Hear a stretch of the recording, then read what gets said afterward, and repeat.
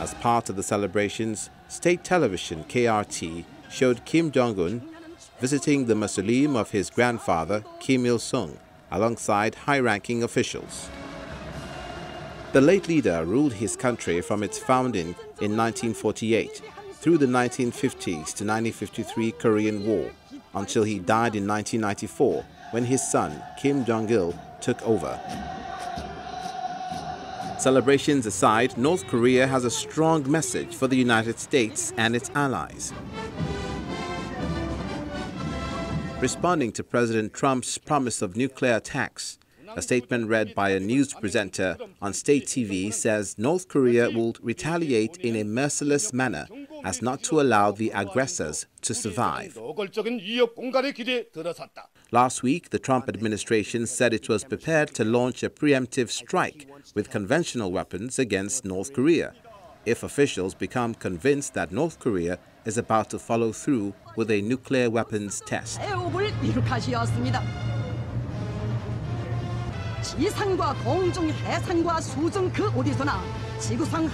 U.S. intelligence officials say the U.S. has positioned 2 destroyers capable of shooting Tomahawk cruise missiles in the region, one just 300 miles from the North Korean nuclear test site. They also say American heavy bombers have been positioned in Guam to attack North Korea if necessary.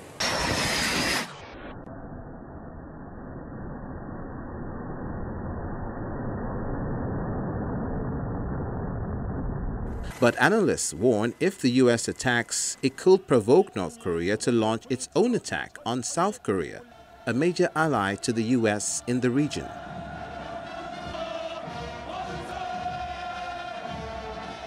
Meanwhile, U.S. and Russian officials have been in talks over what to do about North Korea, with both agreeing that the only solution to the brewing crisis is a political one. Will leave power through a political transition.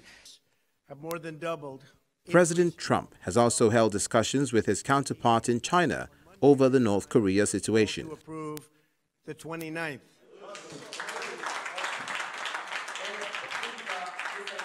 Japan, on the other hand, fears much worse from North Korea. Prime Minister Shinzo Abe says the country has the capacity to deliver not just missiles, but missiles equipped with sarin nerve gas, just like it did in 1995, when 12 people were killed and thousands more fell ill following simultaneous attacks with sarin nerve gas on 5 Tokyo rush-hour trains.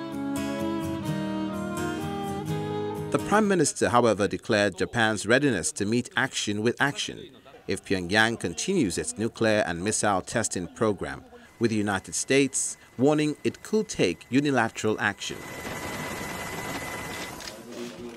South Korea's foreign minister says he believes the United States will consult with Seoul if it's considering a preemptive strike against North Korea. Now would be a good time to check in on other discussions in diplomatic circles.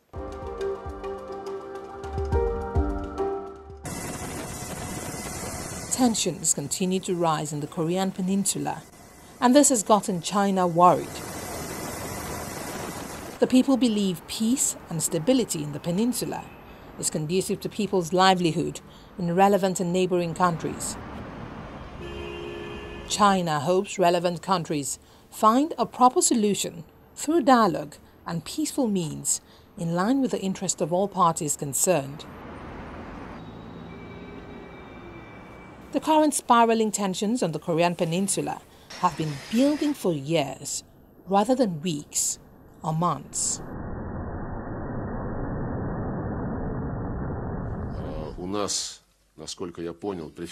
Meanwhile, Russia says it favors diplomatic means of resolutions of all crises, including on the Korean Peninsula.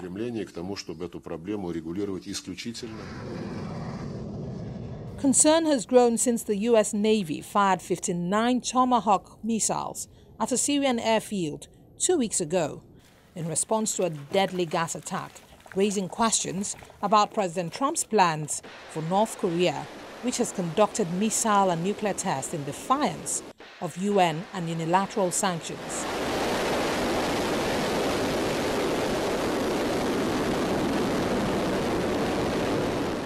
Kremlin spokesman Dmitry Peskov told a conference call with reporters that Russia calls for refrain from any actions that could amount to provocative steps, saying Moscow was concerned about the escalation of tension in the peninsula. UN Special Rapporteur on Human Trafficking, Maria Grazia Giammarinaro, says she hopes her visit to Cuba would open the door to more dialogue on human rights. She had spent 5 days investigating human trafficking in the country.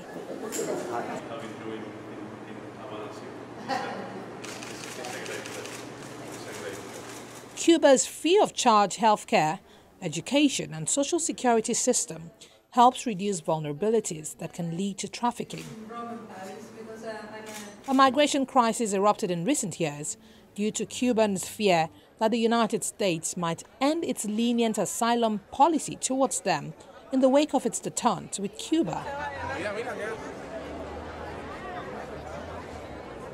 Thousands sold all their belongings to raise cash for perilous journeys through Central America and across the Florida Straits in pursuit of their American dream. Migrants struggled to stay afloat in the Mediterranean during a rescue operation by the Malta-based Migrant Offshore Aid Station on Friday, as thousands were plucked from the sea in a single day.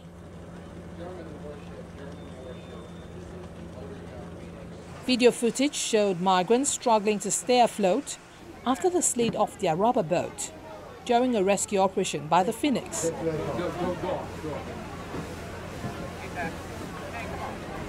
A ship operated by Moas as rescuers jumped into the waters off the coast of Libya to help them.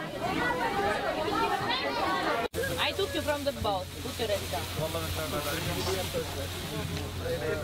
An Italian Coast Guard spokesman said 19 rescue operations by the Coast Guard or ships operated by the non-governmental organizations had saved a total of 2,074 migrants on 16 rubber dinghies and 3 small wooden boats.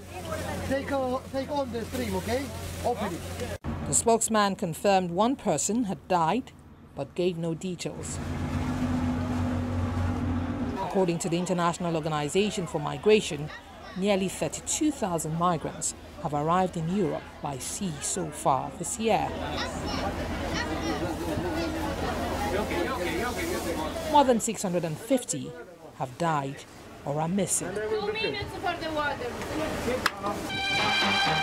When we return after the break, and that story on migrants being rescued at sea reminds us of those who are being trafficked in Libya, something head of the UN support mission in Libya has been fighting so very hard to curb. Just stay with us.